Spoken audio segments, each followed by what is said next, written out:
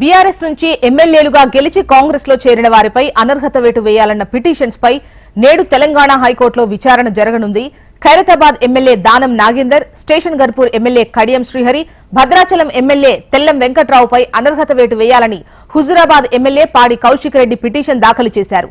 ముగ్గురు ఎమ్మెల్యేలపై స్పీకర్ అనర్హత వేటు వేసేలా ఆదేశాలివ్వాలని కోరుతూ పిటిషన్ వేశారు.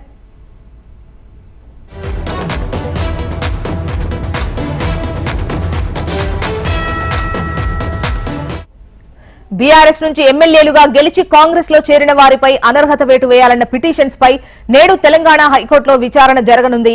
Khairatabad MLA Danam Nagender, Station Ghanpur MLA Kadiyam Srihari, Bhadrachalam MLA Tellam వెంకట్రావుపై అనర్హత వేటు వేయాలని హుజురాబాద్ ఎమ్మెల్యే పాడి కౌశిక్ రెడ్డి పిటిషన్ దాఖలు చేశారు. ముగ్గురు ఎమ్మెల్యేలపై స్పీకర్ అనర్హత వేటు వేసేలా ఆదేశాలివ్వాలని కోరుతూ పిటిషన్ వేశారు.